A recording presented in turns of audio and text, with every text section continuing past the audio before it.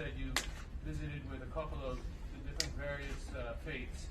What has been their reaction to you and the administration, their feedback? Last night, at the remarks I gave last night, I think we had almost 800 people there, and just very strong support for the policies of this administration to stand up to the Iranian regime. This is a regime that it's not used to being told no. The regime runs a violent, sectarian, expansionist foreign policy that is the principal driver of instability in today's Middle East. The people, the Iranian diaspora in Los Angeles here understand that. They understand the goals of our foreign policy, what we want to accomplish with Iran, an end to the nuclear program, end to the regional aggression, the ballistic missile testing, the regional aggression, the hostage taking, brutalizing the Iranian people. And so the Supreme Leader faces a question. He can either start behaving like a normal nation, or he can continue to watch his economy collapse.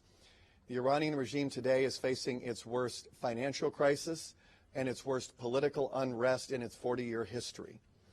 And as we saw the protests in November, not one of them was against the United States or the President of the United States or against American sanctions. They were all anti-regime demonstrations. None of the protests in Lebanon or Iraq occurring at the same time. These were all against the Iranian model of sectarian violence and corruption.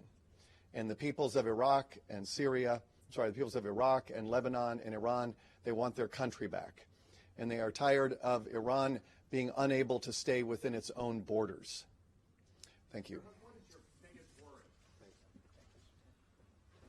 We want to thank the U.S. Special Representative for Iran, who really has been on the phone for the last hour and a half, for addressing you today and taking a few questions.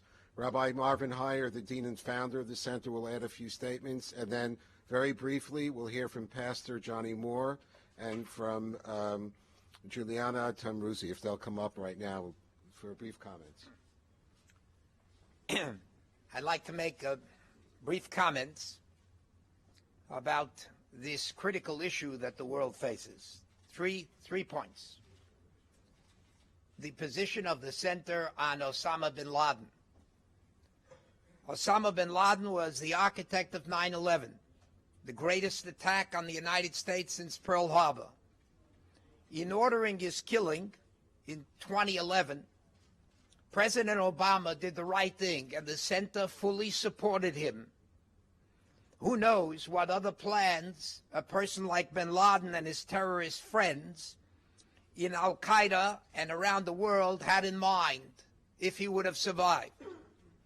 The same is true about Qasem Soleimani, who was responsible for the murder of American soldiers in the midst of planning other attacks on American soldiers who are on the front lines. We're sitting here in Los Angeles, in New York, in Chicago.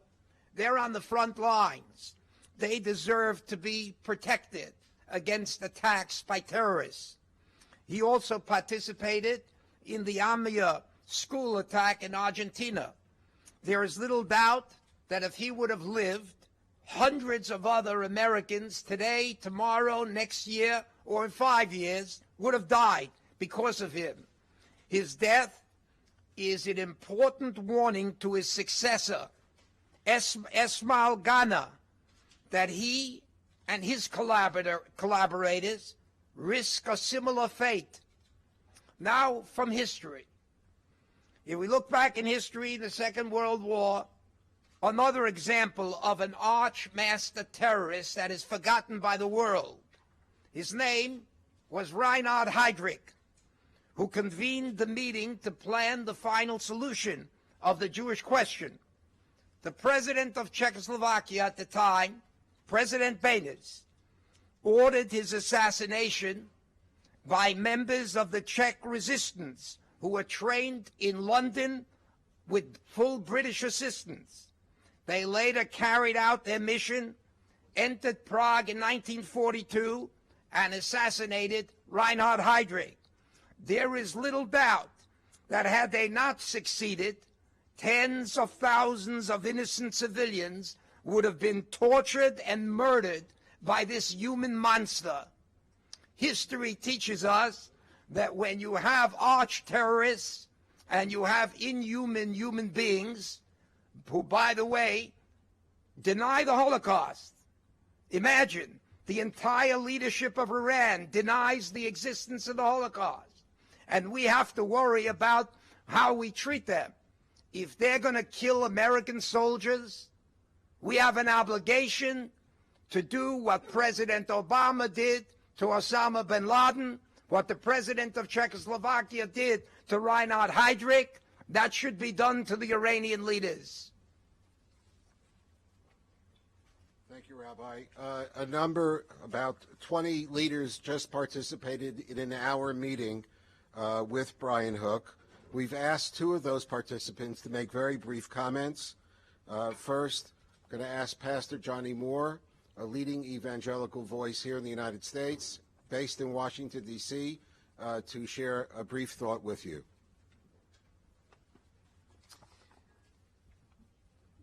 It is especially fitting that this great museum of tolerance is situated in the city with the largest Persian community outside of Iran, because the museum is a sobering reminder of the consequence of evil undeterred.